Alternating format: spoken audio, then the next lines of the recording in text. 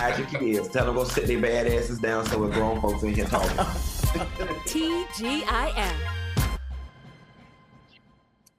Hey everybody, good evening. It's your girl Claudia Jordan. It's Wednesday, so we are back with a brand new episode of your favorite show, TGIF. Now we're here to spill the tea and break down some of the biggest headlines in the news and in the world of social media.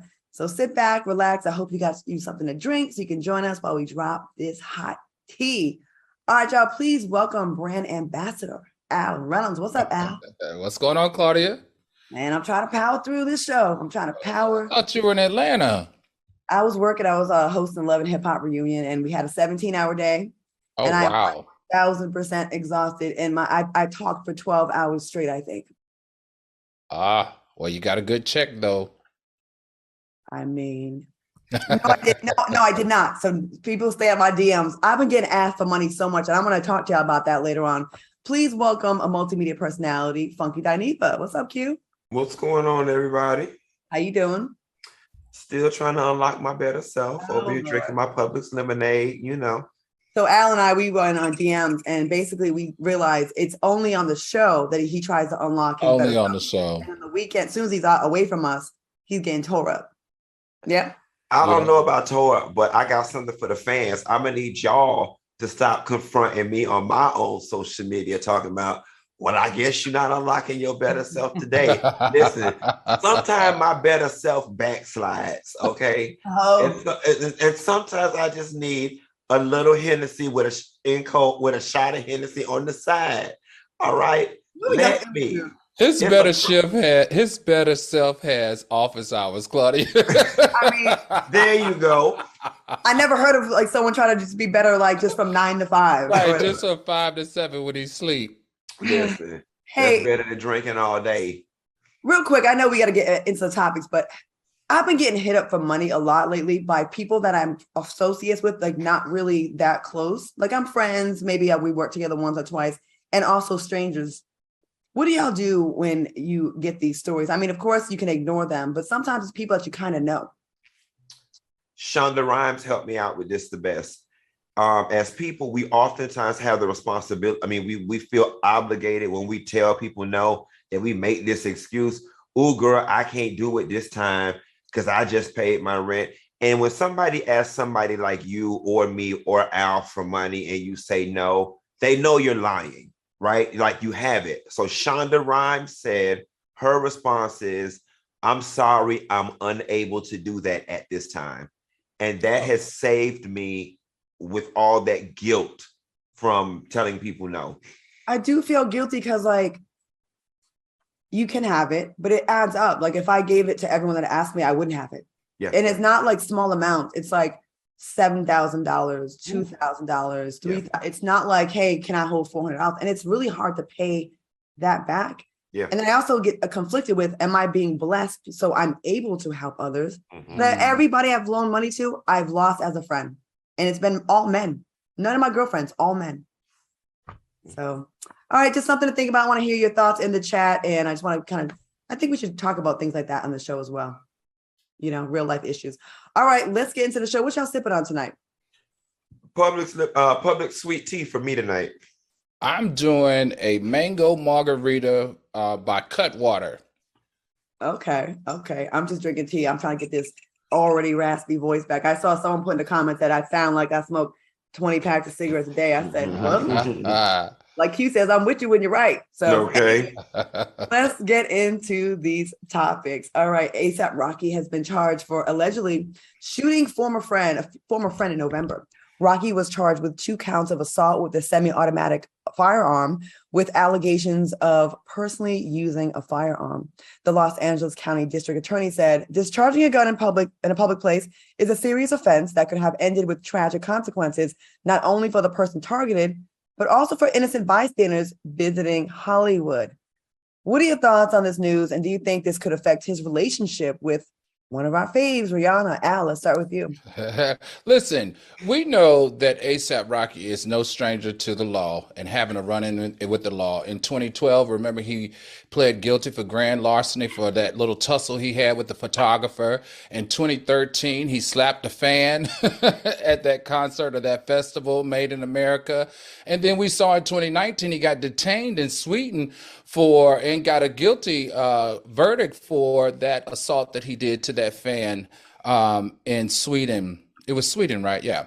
Mhm. My question here is he's got to do better. He's been in the game for more than 10 years.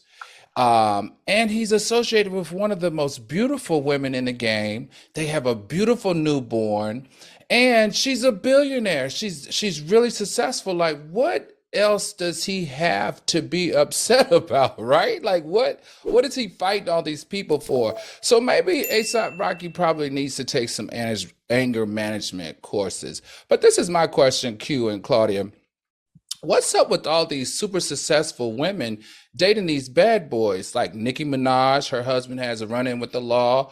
Monica, her husband, what was his C-Murder, running with the law. What's going on with these super successful black women being attached to these very volatile black men?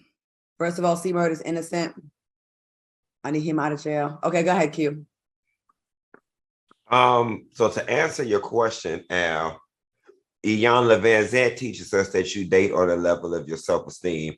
So rather you may be rich and successful or not, if you see yourself as a hood girl on the inside, you probably go date a hood boy on the outside. That's just my guess.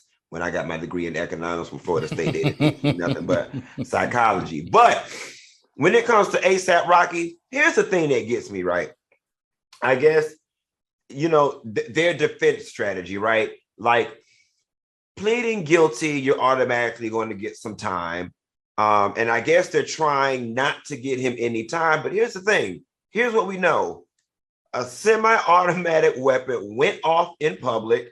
People saw it. It was your friend who saw you do it. Negro, you did it. You know what I'm saying? Now, I guess pleading guilty is just their strategy. And I hope they're able to kick ass in the courtroom.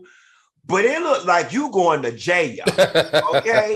And if you do happen to go to jail, let's just hope it's for a short enough time that Rihanna's willing to hold you down, and it's not like 5, 6, 7 years and nothing crazy like that.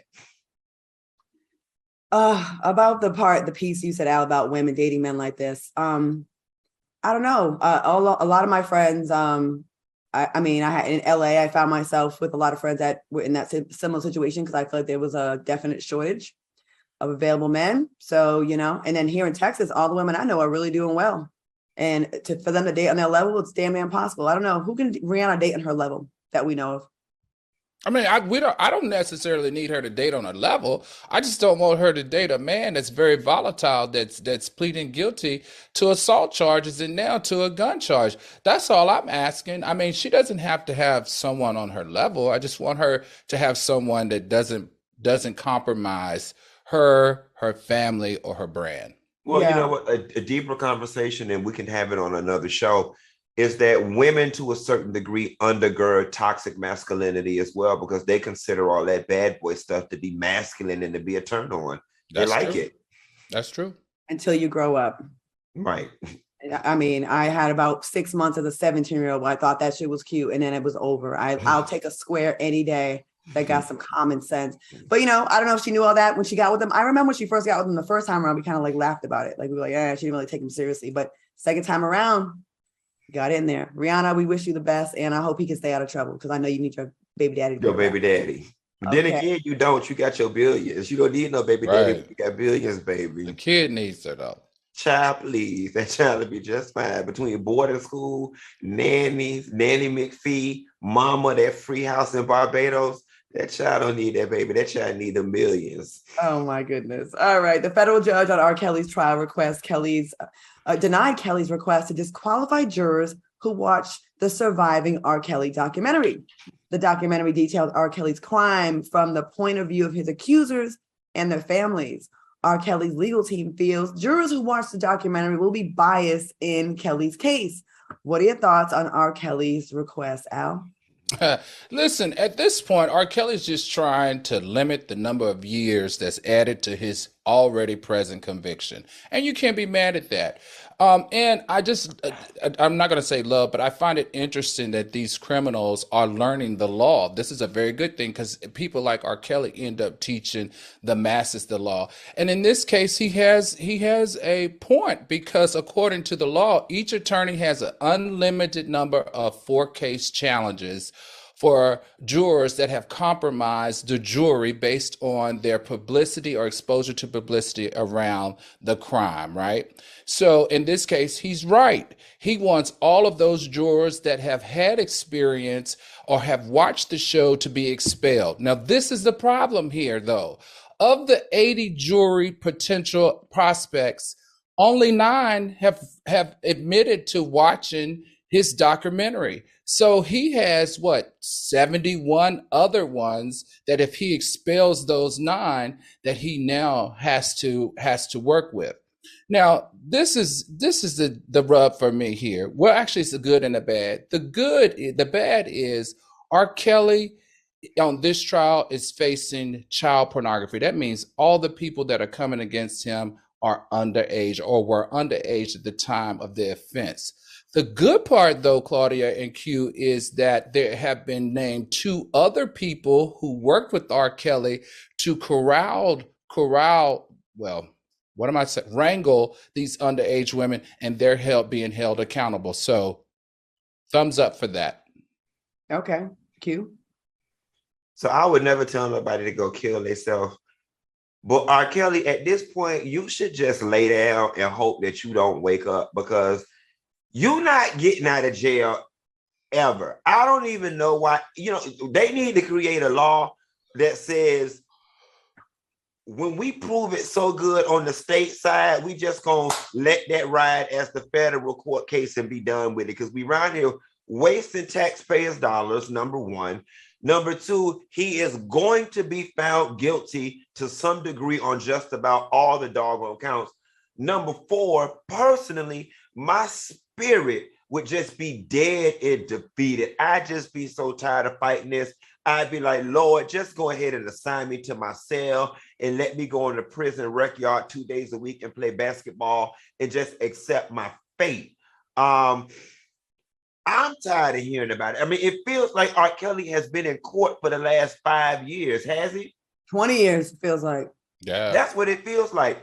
He got 30 on the state side. The man already 50-something. If he ain't gonna die in prison, he gonna have one leg in the grave by the time he get out. He might as well leave this trial stuff alone and just start enjoying his new life being the prison choir director.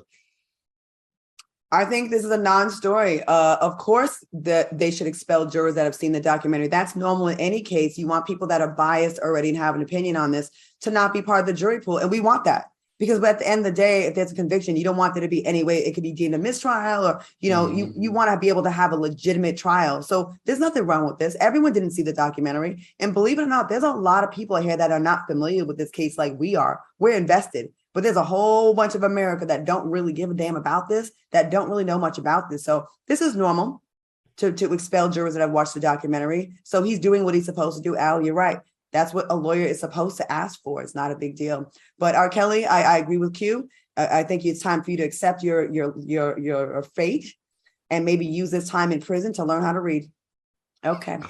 Kim Zolciak's daughter, Ariana Bierman, was arrested over the weekend for a DUI in Georgia. The 20-year-old, wow, that's 20? Oh, that's a hard 20. Well, I'm so glad I'm Black. This 20-year-old was charged with 3 misdemeanors, driving under the influence of alcohol, improper and erratic lane change, and underage possession of alcohol. Kim took to Instagram to defend her daughters and claimed Ariana was not under the influence. Kim wrote, since she was being cooperative and honest, she admitted to consuming marijuana the day before, meaning over 24 hours prior to her contact with law enforcement. In addition, the arresting officer, as evidenced by his own police report, charged Ariana with impairment by alcohol. She wholly denies these allegations and intends to fight these charges because she is not guilty of them. Let's start with you, Q. What do you think about this story?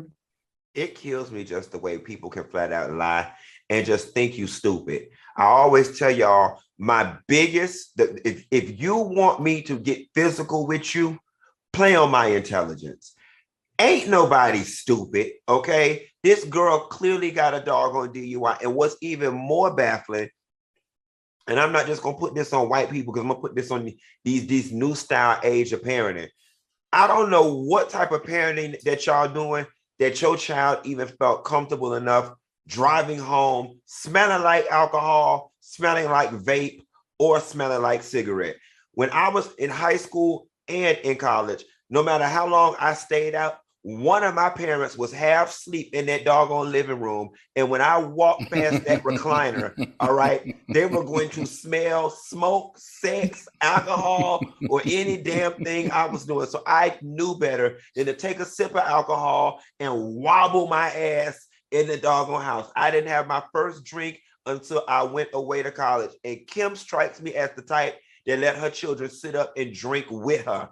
Okay, the fact that your daughter was out there drinking at 20 and then coming back to live in your house says a lot about your parenting, Kim. And then you reinforce her poor behavior by getting on the internet and lying. Shame on you. She felt comfortable saying, "Oh, Mom, no, I wasn't drinking, but I smoked weed the day before." So you still high from that, as if that's better.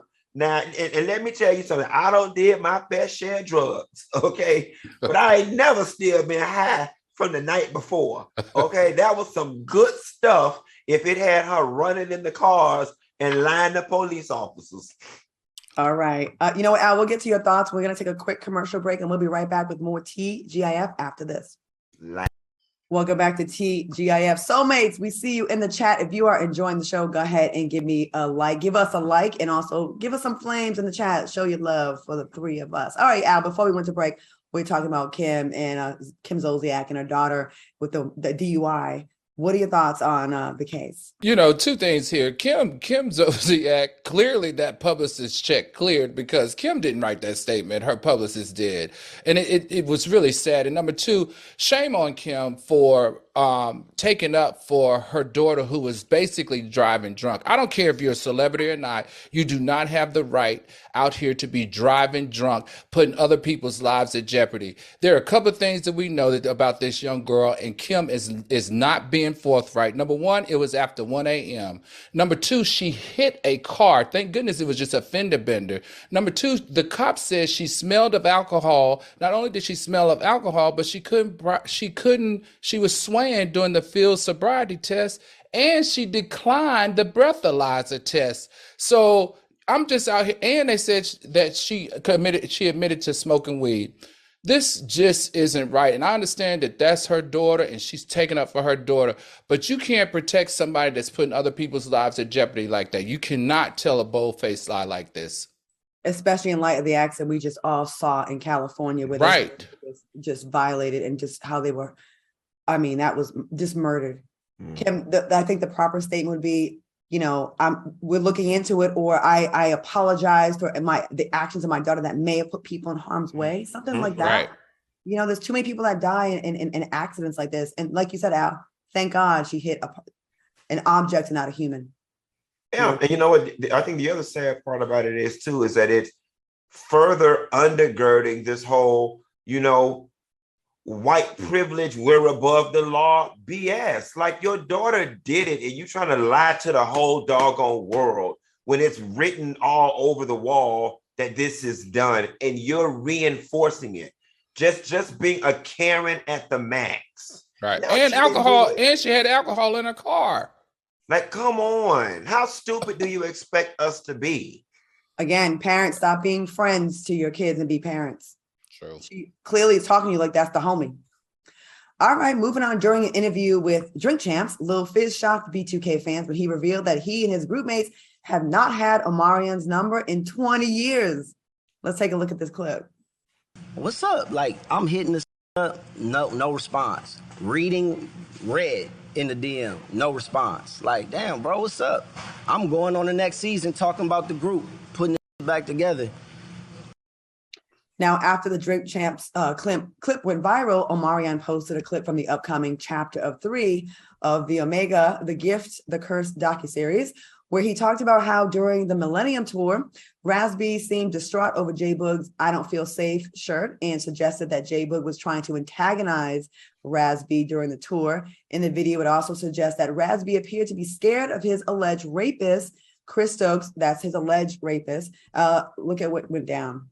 We find out that what triggered him, what agitated him, was that Boog wore a t-shirt that said, "I don't feel safe." That was clearly a reference to what Raz had said in New York. Raz-B is officially off the tour. I don't feel safe. I don't feel safe because I feel like Chris Stokes is around. I wasn't really picking up that Boog was with his head like that. Why would you wear the shirt? Wow. What are your thoughts on this feud that just won't end? Let's start with you, Q. Well, first of all, and I hate to keep referencing Iyanla Vanzant, but that's my spiritual teacher. She taught me, if you don't want me, I'm not gonna let me want you. Okay. It ain't no way in hell I've been trying to call somebody for 20 years. Okay. You got one time to change your phone number or show me that you have no interest in being friends with me, and it's a wrap. Omarion don't see it for them. He doesn't want to be friends with them. Some people can call it ego and say he thinks he's better than them. He's blown up larger than them. The reality of the situation is Omarion has moved on, and it sucks because they need him in order to eat musically. He doesn't need them. You know what I'm saying? He was the lead star and capable of being a solo star. Now, here's my only concern about the documentary. I haven't seen it, but I have a strong feeling that it's going to be biased. You can't have a group documentary written by one person. You know what I'm saying? It's going to be told from that person's perspective. So that's my only concern about this documentary. And I'm sure it's going to cause a whole lot more pushback because, as people tend to do, you know, Omarion's going to make himself look good and make them look bad. And, you know, they're going to accuse him of lying. Right. Okay. Al, what do you think? I'm just so dang gone confused these days. This is messy. Like, this has just been messy ever since the verses. I got to be honest. I'm just going to be honest now. Before the verses, we typically have liked Omarion over the years, right? We liked how he co-parent with April. We like how he deal with his business dealings, his business handling. We like how he handled Little Fizz when he was creeping with April. We liked all of that. We just had like a good feeling about him. But ever since that versus competition happened, I'm starting to question Omarion, and I don't know what that is, but I'm feeling like the other three aren't making this up. Like, I really feel like the other three aren't making this up. And maybe the truth is that Omarion doesn't want to have anything really to do with the rest of those members. But I do feel like that I'm starting to think that they're not lying about these type of antics and things that Omarion has done, like not sharing his personal number and making them hit him up on social media. I hate that this group has all this controversy surrounding them. You know, they were super dope together, and it is difficult when there's a lead singer, a star, and you know, the other ones need them to make it happen. I hate it when In Vogue broke up and I got new members and all of that. I want to say this kind of off the path with this story. But no matter what you think about this story, Raz-B, I hope, really gets some help. I do believe there's some issues with Raz-B, and I feel like, you know, for a man to come forward and say the things that he said happened to him and to be clowned for it at first, and then finally people got a little sensitive. I can imagine what that must feel like, to live your life like that. It makes other men shy away from coming forward and talking about abuse. Alleged abuse, I guess you'd say.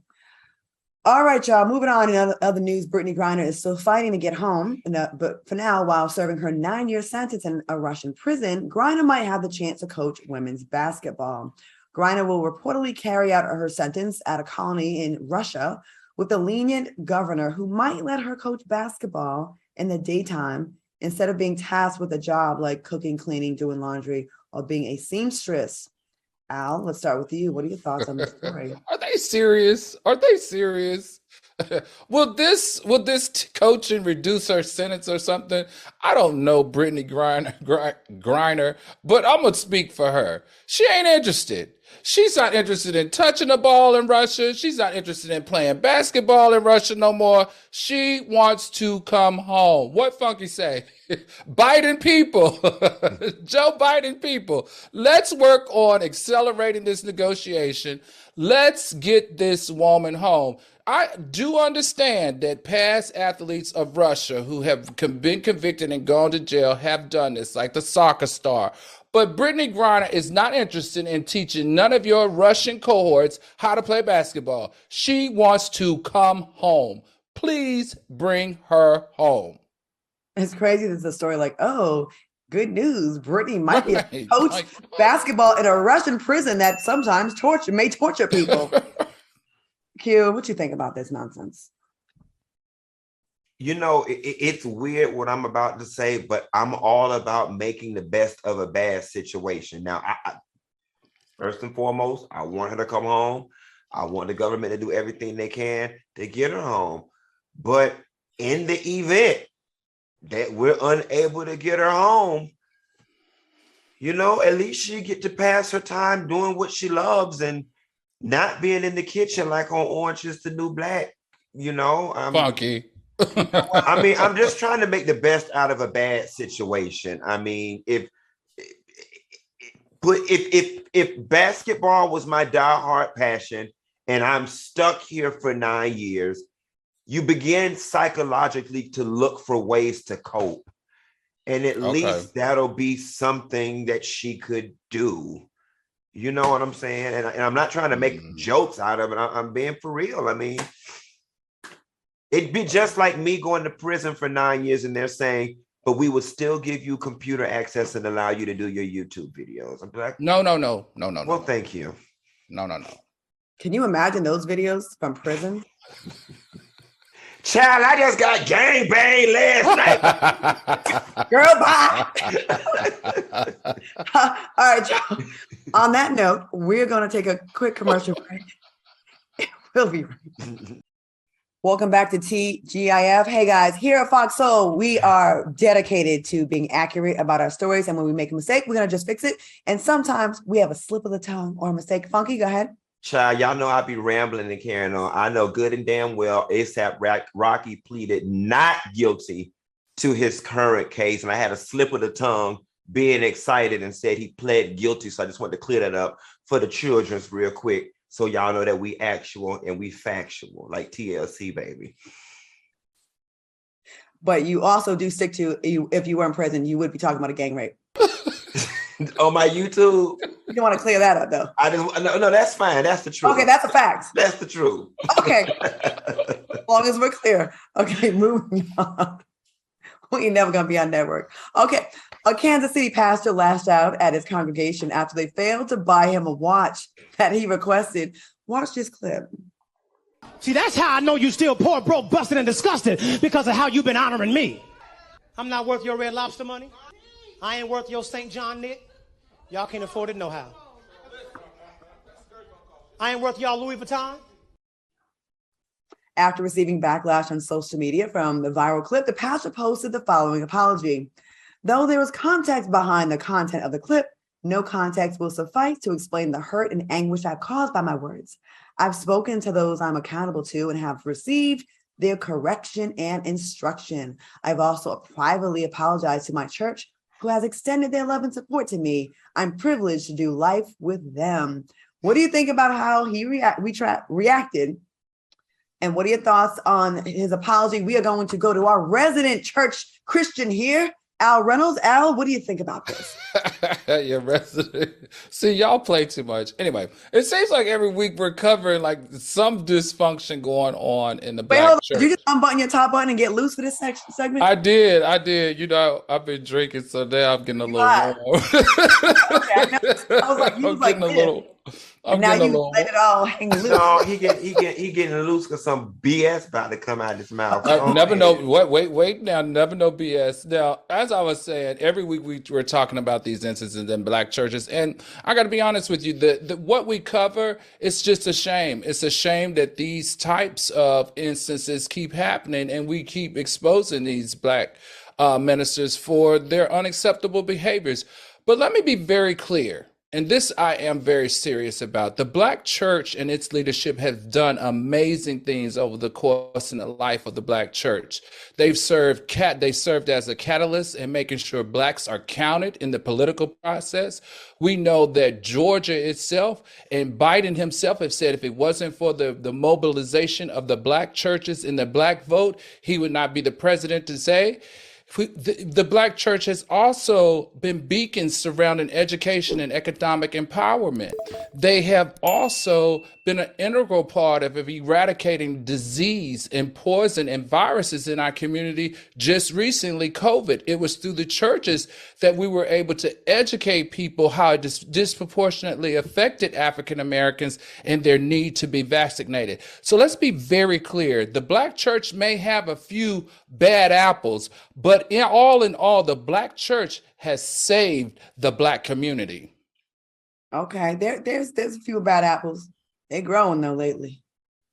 All right, Q, what you think? Here's a funny thing. At this point, I'm not even mad with the pastor. I'm mad with every idiot who will bring their ass back to their church next Sunday. There's no way in hell that anybody, a college professor, kindergarten teacher, a neighbor, would speak to me the way that man spoke to them in reference to their finances and their Red Lobster money about buying him a watch. And I would return my ass to church the next Sunday. How does that even work? We also saw this on the Real Housewives of Salt Lake City. Mary Crosby is a pastor, and she did not get the gift that she wanted, and she berated her church members like, what's wrong with you people? You broke people, so on and so forth. I just don't understand this new generation of leadership in the church, the Kim Burrells with the booking fees and all of this stuff, that they just want these lavish lives off of these people's money. And the sad part in closing is that you're absolutely right, sir. You're not worth my Red Lobster money because that's probably all we have. I agree with what both of y'all said. Yes, the black church has done amazing things. That's why it sucks when someone that represents a church does something like this, because with social media and the media period, it becomes representative of the entire thing, whether it's accurate or not. Just like if you watch reality, if you live in Europe and you only know black people by reality TV, you think we all act like that. They really do think that because they're not very limited, right? If you don't really go to church and you don't have an experience up close, you're going to be like, that's why I'm turned off. They're all like that. So shame on this man for being so materialistic. And we keep seeing this happen in the black churches. And y'all got to be smarter than this.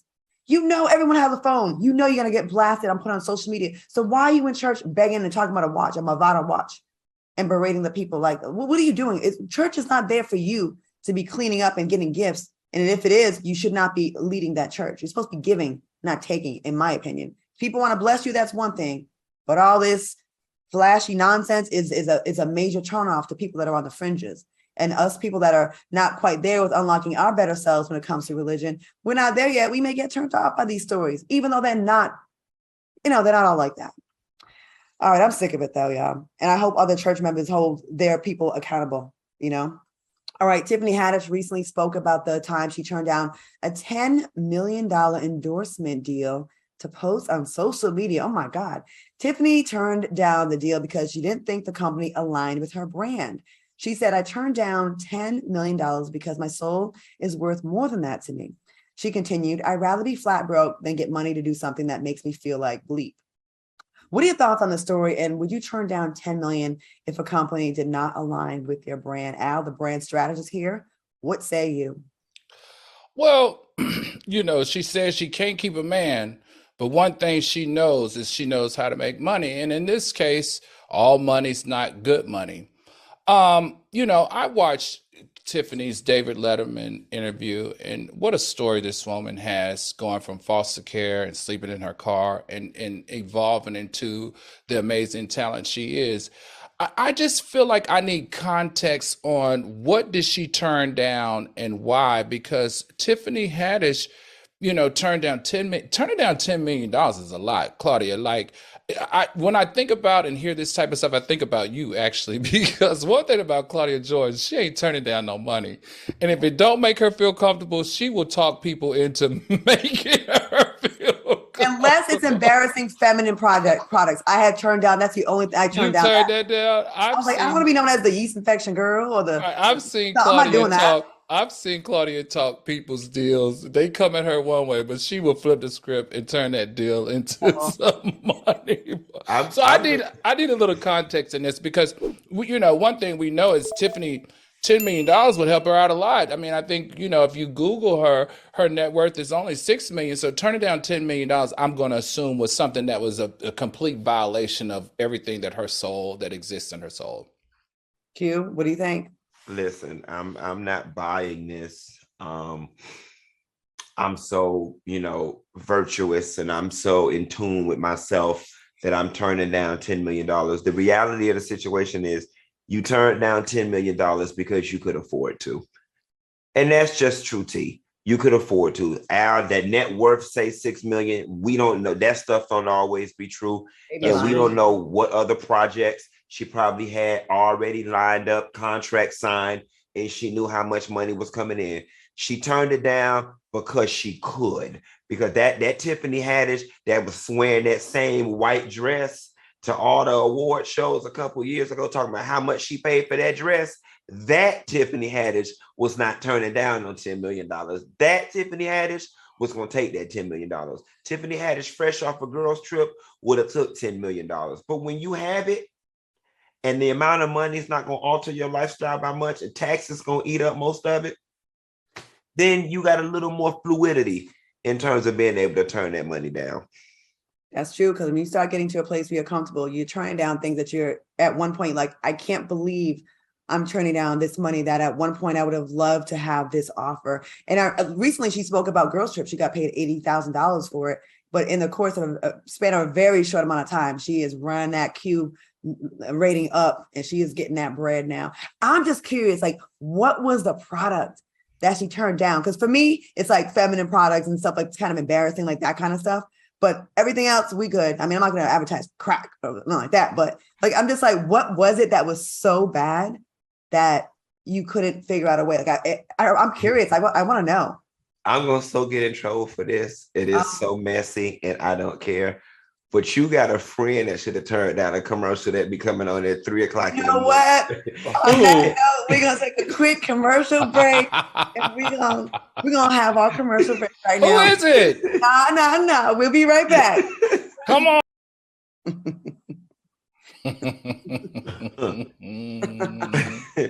Is your car windshield clean, Claudia? Oh, God. Here we go. No. Al, your car windshield intact? You're not going to get me involved in this because I like her. That's a good friend of mine. Hey, thank you. keep the check. I'll take that check. I'll endorse the windshield tomorrow. What would you not endorse, Al? At this point, anything that harms babies and elderly. Okay. All right, moving on. Let's get out of this. Recently, Idris Elba talked about why he didn't give his daughter a role in his new movie, Beast. Take a look at this clip from The Breakfast Club on 105.1. Interestingly enough, my daughter auditioned for this role. She wants to be an actress, and she auditioned. And, it came down to chemistry in the end. My she was daughter and very good. she was great. But yeah. the relationship in the film and the relationship between my daughter the chemistry wasn't right for film, weirdly enough. Mm-hmm. She didn't. My daughter didn't talk to me for about 3 weeks. Wow. So, Oh, I love his accent. All right, what do y'all think about Idris Elba's decision? Al, what you think? This is a tough one for me. And Q, I don't want to hear your mouth. I have known Idris and his daughter Isan. I have known Idris and Isan for 15 years. He and his daughter have spent Thanksgiving with my family, and we went to Disney World one year. I also, quiet as it's kept, I also introduced him to his second wife, but we're not going to talk about that. But let me share this. There's one thing that I know about Idris Elba, and that is he would do anything. And when I say anything, I mean anything for his daughter Isan. And I have seen him do that firsthand. Everything in Idris's life, his entertainment life, his daughter always came first. So let's be very clear. Idris is very in tune to his daughter.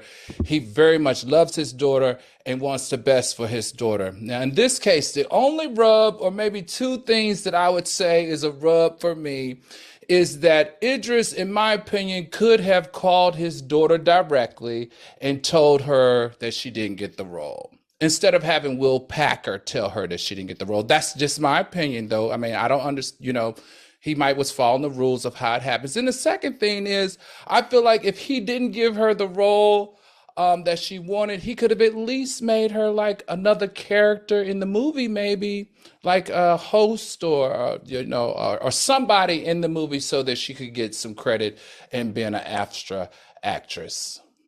You said an extra?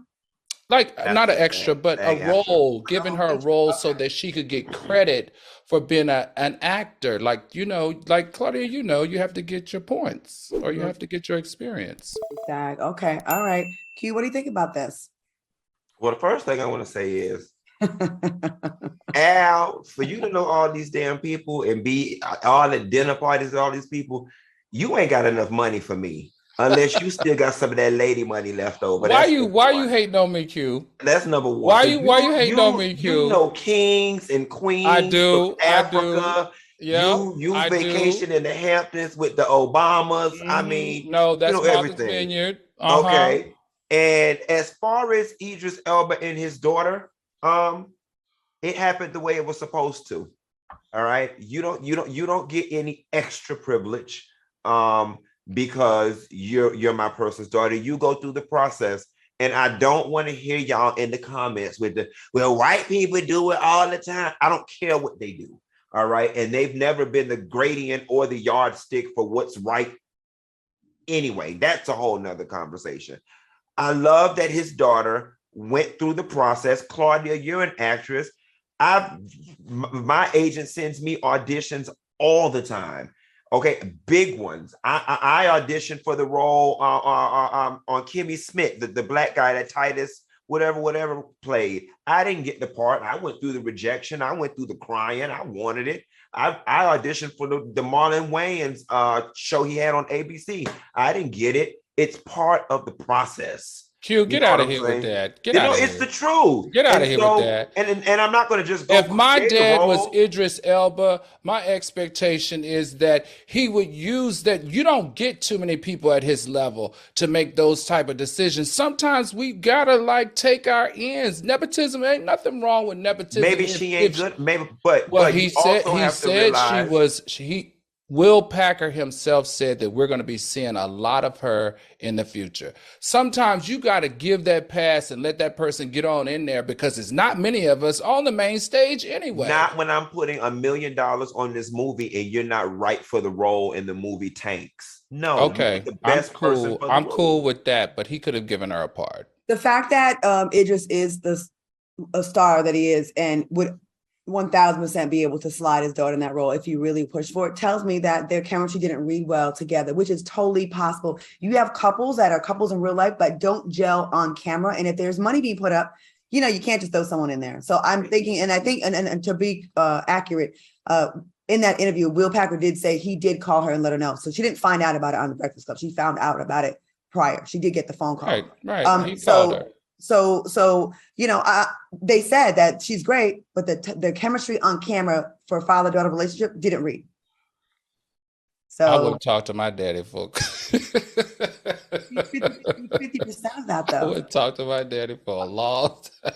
All right, well, let's move on. Adele recently opened up about her one-year relationship with sports agent Rich Paul. She said not only does she plan to marry him, but she also sees herself having children with him. She also revealed that she has never been in love like this.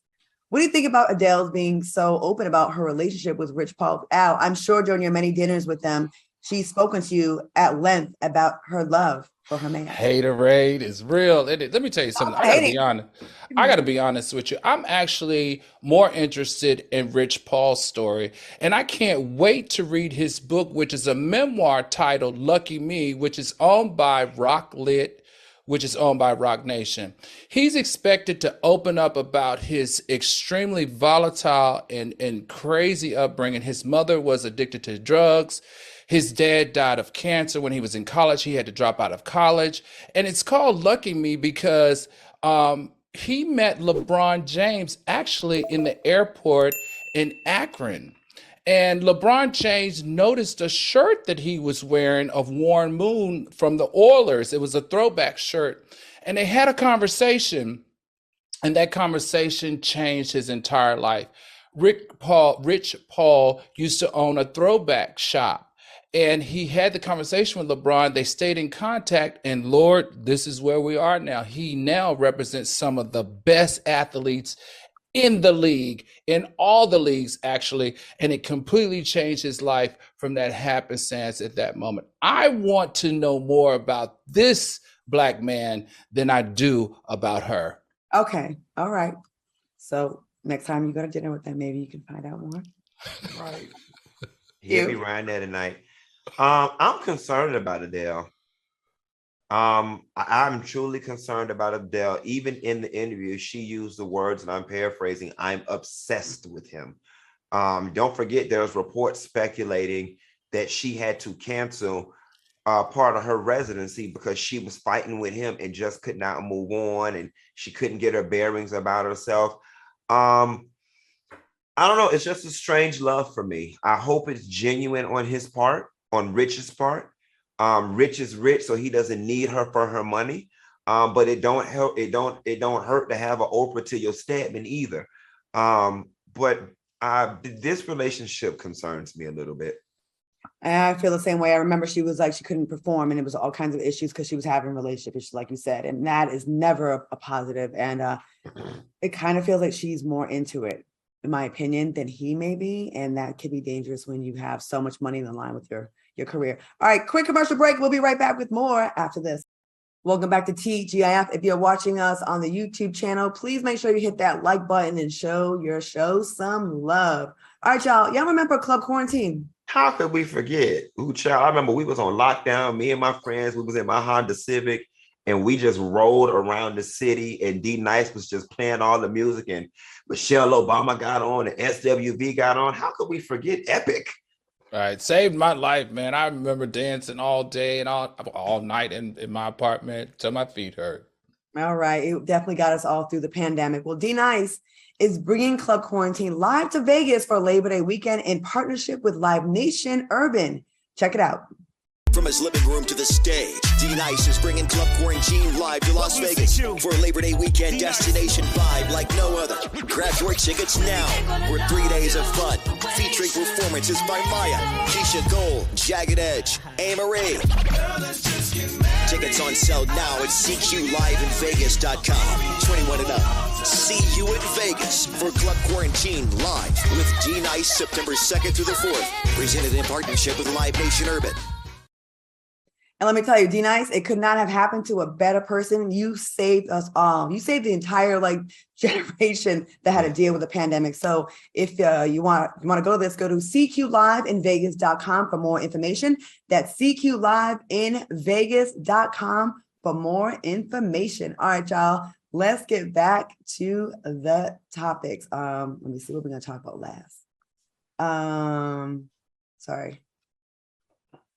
Should we go to Vegas as a group and go meet up there for that? I love Vegas. As long as we can stay in a nice hotel. Oh no, I'll be in the Dominican Republic, guys, for Labor Day. Oh, what prince is inviting you to go with them down there? Exactly. You know, I will. I'm going to be breathless, actually. In Wait. Dominican Republic? In the Dominican, Punta Cana, yes.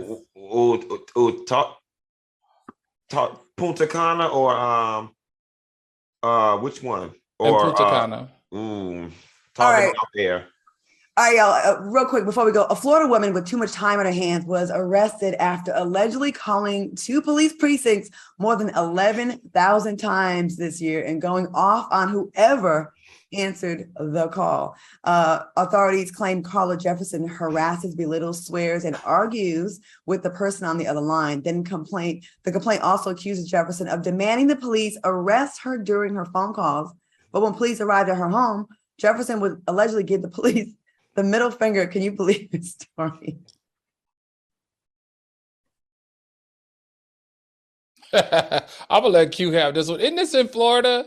Yes, It that sounds like lady. something I'm gonna cute let would Q do. have this one. I'm gonna let Q have this one because Listen. they said last month she called 512 times in 24 hours. This lady is obviously batshit crazy, but I can just imagine a fifth of Hennessy and a pack of Newport sitting right next to her phone. And she strikes me as somebody who still use a house phone and just be calling, cursing the folks out. This funny to me. That lady innocent. She needs some mental help. You know what? All right. On that note, we're going to just wrap that up. As I said earlier, Labor Day weekend is all about Club Quarantine with D-Nice and performances by Keisha Cole, Jagged Edge, Tank, El DeBarge, Maya, and more. Scan the QR code to get your tickets.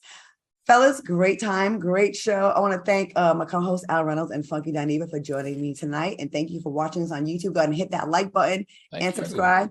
Stay tuned for Lisa Evers' Crime and Hip Hop. We will see y'all on Friday. And if you want your questions answered by these two, go ahead and send your questions in. And we'll try to get to them, right, y'all? Except for you don't ever get to any question about And your be sure to business. send your questions Right, in for sing. Claudia No. as well. We're gonna close the show talking about Claudia only. We can talk about most things. All right, y'all. See you Friday.